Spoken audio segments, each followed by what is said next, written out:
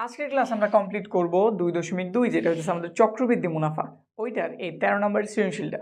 তো দেখি আমাদের ক নম্বরে কি দিয়ে দিছে। ক নম্বরে মুনাফা নির্ণয়ের সূত্র লিখতে বলছে। মুনাফা নির্ণয় আমরা দুটো সূত্র জানি, একটা হচ্ছে সরল মুনাফা আর একটা হচ্ছে চক্রবৃদ্ধি মুনাফা। এখন উদ্দীপক পড়ি আগে। একই হার চক্রবৃদ্ধি মুনাফায়, তো এখানে কি উল্লেখ করছে? চক্রবৃদ্ধি। তাইলে বুঝাই যেতেছে আমাদের ক নাম্বারটা কোন মুনাফা জানতে চেয়েছে? চক্রবৃদ্ধি মুনাফা। ঠিক আছে, যদি উদ্দীপকে সরল মুনাফা টাইপ থাকতো তাহলে আমরা বের করতাম সরল মুনাফা।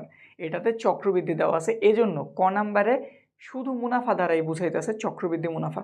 তো লিখি এখানটাতে ক নাম্বার থেকে আমরা কাজ শুরু করি।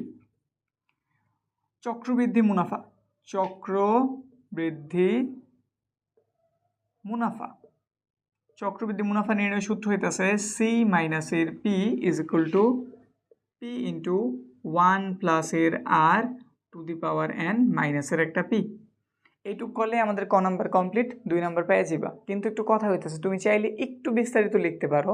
যেমন এখানে পি দ্বারা আমি কি বুঝাই? প্রারম্ভিক মূলধন। আর দ্বারা বুঝাই হার। এন দ্বারা বুঝাই সময়। চাইলে এইটুকু একটু লিখে দিতে পারো বা এইটুক দিয়ে দিলেও কাজ হয়ে যাবে, কারণ এখানে বলে নেই প্রতীক সহ প্রকাশ করো। প্রতীক সহ বললে ওগুলো দেওয়ার প্রয়োজন ছিল। তো আমাদের ক নাম্বার কমপ্লিট, আমরা খ নাম্বারের দিকে আগাই। খ নাম্বার বলছে মূলধন নির্ণয় করো। কি নির্ণয় করতে বলছে? মূলধন। তাহলে উপর দিকে একটু তাকাই, উদ্দীপকে কি দেওয়া আছে? একই হার চক্রবৃদ্ধি মুনাফায় কোনো মূলধন 1 বছরান্তে সবৃদ্ধি মূল 19,500 টাকা। এই সবৃদ্ধি কথার মানে কি? এটা হচ্ছে চক্রবৃদ্ধির আরেকটা রূপ। চক্রবৃদ্ধি বলা যেই কথা, সবৃদ্ধি মূল বলা একই কথা। ঠিক আছে, তো কনফিউজ হওয়ার কিছু নাই, এটা আসলে চক্রবৃদ্ধি মুনাফা, চক্রবৃদ্ধি মূলধন, সরি এটা কি? চক্রবৃদ্ধি মূলধন। চক্রবৃদ্ধি মূলধনে কোনো একটা আমাদের মেন টাকা মানে মূলধনটায় 1 বছরান্তে সবৃদ্ধি মূল 19,500 টাকা হয়েছে। ওই টাকাটাই আবার দ্বিতীয় বছর মানে দ্বিতীয় বছরান্তে 2 বছর পরে গিয়ে ওইটা হয়ে গেছে 20,280 টাকা। এই দুটো তথ্য দিয়ে দিয়েছে আমাদের কাছে, জানতে চেয়েছে আমরা আসলে ব্যাংকে কত টাকা রাখছিলাম। ব্যাংক হোক বা যে প্রতিষ্ঠানই হোক, আমরা আসলে মেন টাকাটা কত রাখছিলাম, মূলধন কত, এটা জানতে চেয়েছে। তো এখানে আমার মূলধন জানা নাই, আবার বলে দিয়েছে একই হার দোনোবার, মানে প্রথম বছরে যে হার ছিল পরের বছর হার কি সেম, আবার টাকার পরিমাণটাও সেম। যেহেতু দুইটাই সেম, এদের আমরা ধরে নিতে পারি। তো খ নাম্বার আমরা শুরু করতেছি। খ নাম্বার ধরি মূলধন, প্রারম্ভিক লেখা ভালো, শুধু মূলধন লিখলেও প্রবলেম নাই। মূলধন পি এবং হার সমান R%, এই দুটো ধরে নিলাম। এবার আমরা আমাদের কাজ শুরু করতে পারি। যেহেতু এখানে আমাদের চক্রবৃদ্ধি মূল, সবৃদ্ধি মূল মানে চক্রবৃদ্ধি মূলধন দেওয়া আছে, চক্রবৃদ্ধি মূলধনের সূত্রটাকে ওর একটু লিখি। আমরা জানি দিয়ে সূত্রটা লিখতেছি, আমরা জানি সবৃদ্ধি মূল যেই কথা, চক্রবৃদ্ধি মূল একই কথা। তাইলে আমাদের মূল তো এখানে কার সূত্র প্রয়োজন? চক্রবৃদ্ধি মূলধনের। তো লিখতেছি আমরা জানি চক্রবৃদ্ধি মূলধন। চক্রবৃদ্ধি মূলধনের সূত্রটা কি? C is equal to P into 1 প্লাসের আর টু দি পাওয়ার এন। এখন এখানে 1 বছরান্তে একটা দেওয়া আছে আর একটা 2 বছরান্তে, মানে 1 বছরান্তে এন এর মান কত? 1, আর 2 বছরান্তে এন এর মান কত? 2। তো আমরা ওইভাবেই কাজ শুরু করি। তো প্রথমে লিখতেছি এন সমান 1 হলে, এন সমান কত হলে? 1 হলে। এখানে চক্রবৃদ্ধিতে আমরা সূত্র লিখছি ঠিক আছে, কিন্তু আমাদের প্রশ্নে কিন্তু সবৃদ্ধি মূল লিখছি। তো আমরা এখানে ওইটা লিখে দিই, এন সমান 1 হলে সবৃদ্ধি মূল, সবৃদ্ধি মূল সূত্র কিন্তু এটাই। তো লিখে দেই পি 1 প্লাসের আর এন এর মান কত? 1 দিয়ে দিলাম। এখন 1 দেওয়া যেই কথা, যদি আমি শুধু পি ইন্টু 1 প্লাসের আর লিখি তাও কিন্তু একই কথা। আর আমাদের এটার মান দিয়ে দিছে সবৃদ্ধি মূলধন কত? 19,500। তো এখানে আমরা ওইটাও লিখে দিই, কত? 19,500। এটা দিয়ে দিলাম আমরা 1 নম্বর সমীকরণ। এবার এন সমান 2 বা 2 হলে সবৃদ্ধি মূল, সবৃদ্ধি মূল পি 1 প্লাসের আর। এখন এন এর মান কত হইব? যেহেতু এন এর মান 2 বছর আনতে বলছে, তাহলে এন এর মান 2। তাহলে এখানটাতে এন এর পরিবর্তে আমরা কত বসাই দিলাম? 2। নিচের লাইন পি 1 প্লাসের আর 2। দেখো 2 বছর আনতে তার টাকাটা কত হয়ে গেছিল? 20,280 টাকা। 20,200 কত? 80 টাকা। তো এটা লিখে দিই 20,280 টাকা। আমরা দুইটা সমীকরণ জানছি, আমাদের মূলত এখান থেকে কি বের করতে বলছে, পি এর মান বের করতে বলছে। তাহলে আমরা ওই অনুসারে কাজ শুরু করি।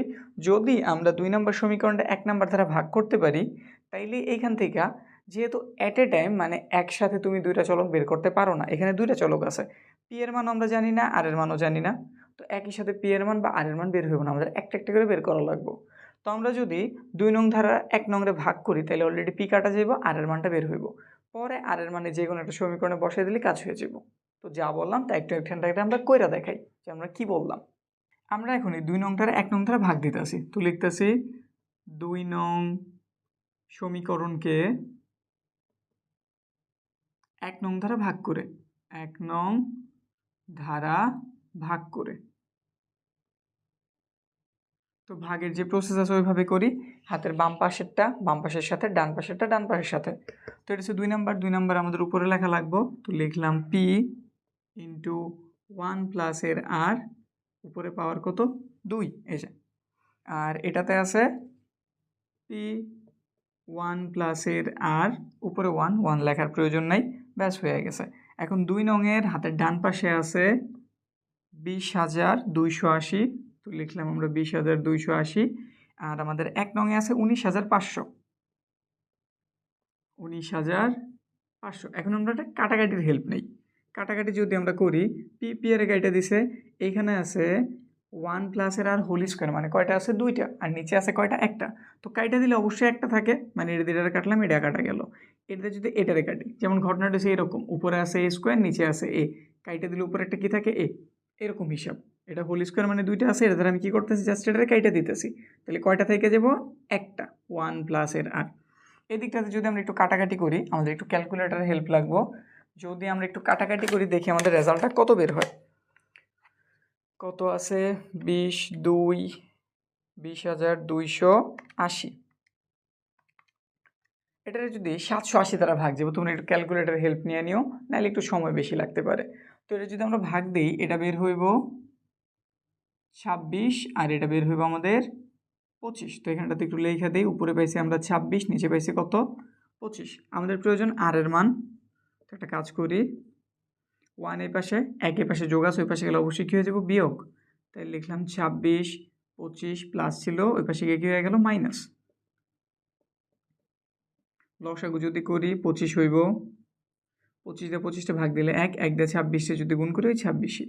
সিঙ্গেল সংখ্যা থাকলে 25-এর সাথে ডাইরেক্ট গুণ হয়ে যাব, 25 একে 25। তাহলে আমরা আর এর মান কত পাইলাম, আর এর মান পাইলাম এখানটাতে 26 থেকে 25 চলে গেছে 1, এখানে কত এত। আমরা চাইলে এটার সাথে একটা 100 গুণ কইরা পার্সেন্ট আকারে লিখতে পারি, ঠিক আছে, এতটুকু কাজ আমরা করতে পারি। এখন আমরা যেহেতু আর এর মান জানি, আমরা কার মান জানি, আর এর মান জানি, আমাদের তো আর এর মান চাই না, আমাদের কাছে কার মান চাইছে, মূলধন নির্ণয় করো, মানে আমাদের কাছে পি এর মানটা চাইছে। তো আমরা যদি 1 নং সমীকরণে আর এর মানটা বসাই দিতে পারি, মানে এই যে সমীকরণটাতে আর এর মান বসাই দিলে কার মান উদ্ধার হয়ে যাব, পি এর মান। তো এইটুকু কাজ করলেই অঙ্ক কমপ্লিট। তো একটু এটুকু করি, আমরা এখানে যে একটু সমাধান করতে পারতাম, যেমন এটার কাটলে কত বের হয়, 4 বের হয়, তাহলে আর এর মান বের হয় কত 4%, নাকি? কিন্তু আমাদের প্রয়োজন পার্সেন্ট ছাড়া মানি, কিন্তু যখন আমরা এই মানটা ইউজ করবো এই সমীকরণে, আমাদের কিন্তু আবার পার্সেন্টটা সরাইতে হইব, নাকি? দরকার লাগলে তুমি এভাবে করে নিতে পারো, কারণ অনেক অঙ্কে তোমাদের কাছে মূলধনও জানতে চাইতে পারে, হারও জানতে চাইতে পারে। যেমন আমরা যদি গ নাম্বারেই যাই, গ নাম্বারে আমাদের হার প্রয়োজন পড়বো, তো এই জন্য আমরা বের করে রাখছি, প্রয়োজনে আমরা এটা ইউজ যাতে দিতে পারি, কিন্তু আমরা এইখানে ইউজ করব এই যে মানটা 25/1। তো লিখতেছি 1 নং সমীকরণে, কয় নং সমীকরণে, 1 নং সমীকরণে আর সমান, আর কোন মানটা আমরা ব্যবহার করতেছি 25/1, 25/1 বসিয়ে, একটু কষ্ট হইব জায়গাটা করতে, একটু বোঝানো।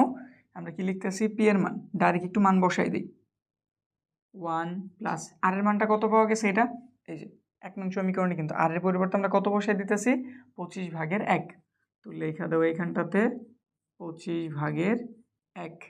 তারপর ওই পাশে কত আছে 19,500, 19,500। এইটুকের যদি একটু আমরা লসাগু করি, এটুকের লসাগুটা কত বের হইব, এটুকের লসাগু বের হইব 25 × 25, লিখলাম। সিঙ্গেল সংখ্যা থাকলে লসাগুর সাথে ডাইরেক্ট কী হয়ে যায়, গুণ হয়ে যায়, তাহলে উপরে 25-এর 1 গুণ হয়ে 25ই হইল সাথে 25 দ্বারা 25টা ভাগ দিলে একবার যায়, 1 দিয়ে উপরে রেখে গুণ দিলে ওই একই 19,500। আমরা একটু এই যে এইখানটাতে খালি অংশে হিসাবটুকু একটু করি, একটু বোঝানো। এই খালি অংশে আমরা বাকি হিসাবটা একটু কইরা দেখাইতেছি, এটার পরের অংশটুকু। এই যে পরের হিসাবটা আমরা একটু এখানে কইরা দেখাই। আমরা কি পেলাম এখানটাতে? পি এর সাথে কত আছে? 25 আর 1 যোগ করছি 26, নিচে আছে 25, তাইলে উপরে পাইলাম আমরা 26, নিচে পাইলাম 25, আর ওই পাশে আছে 19,500, যে এখানটাতে 19,500 বুঝা নিয়েও নিচে লেনে ক্লিয়ার হয়ে যেতেছে। আমাদের পি এর প্রয়োজন, এটা পি এর সাথে এই পাশে আছে গুণাকার, ওই পাশে গেলে কি হয়ে যাব? ভাগ হয়ে যাব। তাহলে ওই প্রসেসটাই করি। পি লিখছি, এইখানে লিখছি আমরা 19,500। ভগ্নাংশ যদি এক পাশে গুণাকারে থাকে, অন্য পাশে যদি ভাগ আকারে পাঠাও, তুমি শুধু উল্টাই যদি লেখো, মানে হরের জায়গায় লবেরই লিখবা, লবের জায়গায় হরের লিখবা, তাইলে কাজ হয়ে যায়। তো এখানে আমাদের এটা ছিল ভগ্নাংশ, এই পাশে গিয়ে কী হয়ে যাব? সে শুধু উল্টাই যাব। আমাদের 25 চলে যাব উপরে এবং 26 এসে পড়বো নিচে। ব্যাস, এবার ক্যালকুলেটারের হেল্প নিলেই হয়ে যাব। এইটার এটা উপরের সংখ্যা, তাইলে আমরা কি করতে পারি? 19,500 সাথে 25টা গুণ করতে পারি। 19,500 গুণ হইতেছে আমাদের কত? 25, আর এটার ভাগ দিতে হইব 26 দ্বারা। ভাগ দিলে আমাদের উত্তরটা পাওয়া যায় 18,750 এত। তাহলে উত্তর হইতেছে 18,750 টাকা। তাহলে বোঝা গেল আমার ওই ব্যক্তি 18,750 টাকাটা সে ব্যাংকে রাখছিল। ঠিক আছে, ওর ভিত্তিতেই 1 বছরান্তে সবৃদ্ধি মূল পাইছে 19,500 এবং 2 বছরান্তে সবৃদ্ধি মূল পাইছে 20,280 টাকা। বুঝছি বিষয়টা? একটু ক্লিয়ার করে দিই, যেহেতু এখানে একটু হিবিজিবি হয়েছে, তো ব্যাপারটা আমরা একটু বুঝাই দিতেছি। আবার মূলধন নির্ণয় করতে বলছে, একই হার চক্রবৃদ্ধি মুনাফায় বলেছে হার একই, মানে আর এর মান সেম। চক্রবৃদ্ধি মুনাফায় কোনো মূলধন, কত মূলধন এটা আমরা জানি না, মানে কত টাকা রাখছে তা জানি না। 1 বছরান্তে সবৃদ্ধি মূলে 19,500 টাকা হইলো, কোনো একটা অ্যামাউন্ট রাখছিলাম চক্রবৃদ্ধি মুনাফায়। 1 বছর পরে টাকাটা কত হয়ে গেছে? 19,500। আর দ্বিতীয় বছরান্তে ওই টাকাটা আবার হয়ে গেছে 20,280 টাকা। এইটুক তথ্য থেকে আমাদের কাছে মূলধন, মানে মেন যে ক্যাপিটাল, মেন যে টাকাটা আমি কত রাখছিলাম ওটা জানতে চেয়েছে। তো আমরা এখানে ধইরা নিতেছি, যেহেতু আমরা মূলধন জানি না, আর এর মানটাও জানি না, এই দুটোর ধইরা নিছি। কিন্তু আমরা চক্রবৃদ্ধি মূলধনের সূত্রটা জানি, ওটা লিখছি। চক্রবৃদ্ধি মূলধন আর সবৃদ্ধি মূলধন একই জিনিস, এই জন্য আমরা চক্রবৃদ্ধিতে সূত্রটা লিখছি। কিন্তু এইখানে আমরা সবৃদ্ধি ইউজ করছি, এটাতে আমরা কোনো প্রবলেম করব না। সবৃদ্ধি এখানে দুইটা আছে, একটা আছে 1 বছরান্তে। 1 বছরান্তে মানে n এর মান, মানে সময় হইতেছে 1 বছর। এই জন্য আমরা কি লিখছি? n সমান 1 হলে সূত্রটা এরকম, n এর মান 1, যে বসাইছি। 1 উপরে দেওয়া যে কথা, না দেওয়া একই কথা, লিখি নাই। এইটুকের মান তারাই বলে দিছিল 19,500, লিখছি, 1 নং সমীকরণ হয়ে গেল। সেম প্রসেসে আমরা দ্বিতীয় বছর, মানে দ্বিতীয় বছরান্তে n এর মান যখন 2, এটার জন্য বের করছি। n এর এখানটাতে 2 বসাইছি, এটার মান দিয়েছিল 20,280, লিখছি। এখন আমরা কি কাজটা করছি? 2 নং রে 1 নং ধারা কি করছি? ভাগ করে দিছি। এই যে এখানটাতে আমরা ভাগের প্রসেসটা করছি, ভাগ করছি। তো বাম পক্ষের সাথে বাম পক্ষ ভাগ হয়েছে, ডান পক্ষের সাথে ডান পক্ষ ভাগ হয়েছে। পি দিয়ে পি এর কাটছে, এখানে হোল স্কয়ার মানে 2টা ছিল, নিচের একটা ধারা কাটার ফলে কয়টা রয়েছে? একটা রয়েছে। এখানে একটু কাটাকাটি করছি, কাটাকাটির ফলে উপরে পাইছি 26, নিচে পাইছি 25, লিখছি এখানটাতে। আমাদের প্রয়োজন আর 1 বা 1, এই পাশে যোগ ছিল, এই পাশে কি হয়ে গেছে? বিয়োগ। এখানটাতে আমরা লসাগু করছি। পড়লেন আমরা কাটাকাটি করছি। কাটাকাটি বলতে কি, আর এর মান সবসময় কিসে বের হয়? পার্সেন্টে বের হয়, আর পার্সেন্ট আনার জন্য 100 দ্বারা কী করা লাগে? গুণ। এই জন্য আমরা 100 দ্বারা এই যে গুণ করছি আর একটা পার্সেন্ট চিহ্ন দিয়ে দিছি। কাটাকাটি করে এখানে শুধু একটা কত পেয়েছি? 4, মানে আর এর মান হইতেছে 4%। আমাদের এটা প্রয়োজন পড়বে, এই জন্য আমরা বের করছি। কিন্তু আমরা যখন পি এর মান খুঁজতেছি, আমরা কিন্তু আর এর মান পার্সেন্টে থাকলে অন্যান্য যে অঙ্কগুলি করছি, আর এর মান আমরা কি করি? পার্সেন্টে তোলার জন্য 100 দ্বারা কি ভাগ করে দেয় না? তো এই জন্য আমরা ওই যে গুণের কাজটা নেই, আমরা যে এইটুকের হেল্প নিছি। 25/1, এই যে এটা বইলেই দিছি 1 নং সমীকরণ, আমরা আর এর মান 25/1 বসাইতেছি। তো 1 নম্বর সমীকরণ আমার কই আছে? এই যে আমার 1 নম্বর সমীকরণ, p1 + 1 + আর এর মান বইলেই দিছি 25/1, তো বসাইছি এই যে। পরে আমরা এখানটাতে লসাগু করছি, আর কিছুই না, আমাদের জায়গা শেষ হয়ে গেছিলো, তো আমরা একটু এই যে এইখানে করছি, একটু কষ্ট করে বুঝে নিও। এরপরের অংশ এটা, 25 আর 1 যোগ করছি 26 হয়েছে, দরকার পড়লে এখানে একটা ইন্টু বা গুণ চিহ্ন দিয়ে দাও। নিচে 25 আছে, লেখা দিলাম, ওই পাশে 19,500 বসাই দিছি। আমাদের দরকার শুধু পি এর সাথে এইটুকু গুণ আছে, ওই পাশে গেলে কী হয়ে যাবে? ভাগ। আর ভগ্নাংশ ভাগ মানে উল্টায় লেখলেই হয়ে যায়, লবের জায়গায় হর, হরের জায়গায় লব, নিচেরটা উপরে, উপরেরটা নিচে। তো এখানে কেমন ছিল 26 উপরে, এখানে নিচে এসে পড়ছে 25 নিচে 2 উপরে চলে গেছে। তারপর ক্যালকুলেটারের হেল্প নিছি, 19,500 আর 25 উপরে তাদের দুজনকে গুণ করছি, 26 দ্বারা ভাগ করে দিলে আমাদের অ্যান্সার বের হয়ে গেছে। ব্যাস, আমরা এত টাকা তাইলে ব্যাংকে রাখছিলাম। এই দুটো তথ্য আমাদের প্রয়োজন পড়ব। কোনটা কোনটা? এই যে আমাদের এই মূলধনটার প্রয়োজন পড়ব এবং আমাদের এই আর এর মানটার প্রয়োজন পড়ব গ নাম্বারটা করার জন্য। তো আমরা এটা ক্লিয়ার করে গ নাম্বার শুরু করি। গ নাম্বারের জন্য আমাদের খ নাম্বারের হেল্প লাগবে। কি মূলধন এবং মুনাফার হার। এই জন্য আমরা এই দুটোর তুলে নিচ্ছি। খ হতে পাই মূলধন পি ইজ ইকুয়াল টু 18,750 টাকা এবং হার পাইছি আমরা আর এর মান 4%। এটুক তথ্য জানছি। আমরা চাইলে হারটা একটু ভাঙাইতে পারি। কিভাবে? 100 দ্বারা ভাগ করলেই আমাদের পার্সেন্ট চিহ্ন উঠে যাইব। ব্যাস, এটুক করে রাখলাম। এবার দেখি আমাদের গ নাম্বারে কি জানতে চেয়েছে। একই হারে উক্ত মূলধনের, একই হার মানে এই যেটা উক্ত মূলধনের, এই মূলধনের 3 বছরের, কয় বছরের? 3 বছর। তাহলে আমরা সময়ও জানি। 3 বছরের সরল মুনাফা এবং চক্রবৃদ্ধি মুনাফার পার্থক্য নির্ণয় করতে বলছে। একদম সিম্পল অঙ্ক। একবার আমরা সরল মুনাফা বের করবো, আরেকবার চক্রবৃদ্ধি। পরে দুটো কী করে দিন? বিয়োগ। ব্যাস, কাজ শুরু করি তাইলে। এবার এটুক তো খ থেকে জানছি। এবার দেওয়া আছে যেগুলো, ওগুলো একটু তুলি। দেওয়া আছে, শুধু কি দেওয়া আছে? সময়টাই দেওয়া আছে। তো লিখলাম আমরা সময় n সমান 3 বছর। তো আমরা এখানে আগে সরল মুনাফা দেওয়া আছে যেহেতু, তো সরল মুনাফার সূত্রটা করি। সরল মুনাফা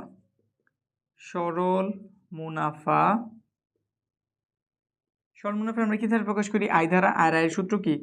পি আর এন। পি এর মান কত জানছি?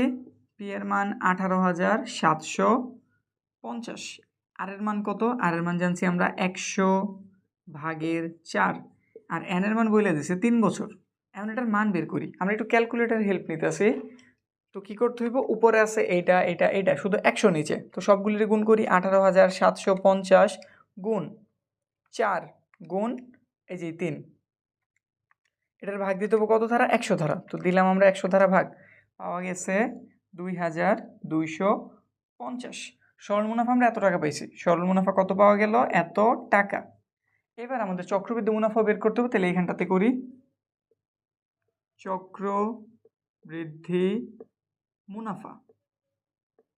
চক্রবৃদ্ধি মুনাফার আমরা প্রকাশ করি সি মাইনাসের পি ধারা। সি মাইনাসের পি ধারা সূত্রটা কি? পি ইন্টু 1 প্লাসের আর টু দি পাওয়ার এন মাইনাসের একটা পি। তো একটু মান বসাই। পি এর মান কত? পি এর মান হইতেছে 18,750। আর এর মান কত? আর এর মান জানছি 100/4। এন এর মান কত বলে দিছে? 3। আবার পি এর মান কত? 18,750।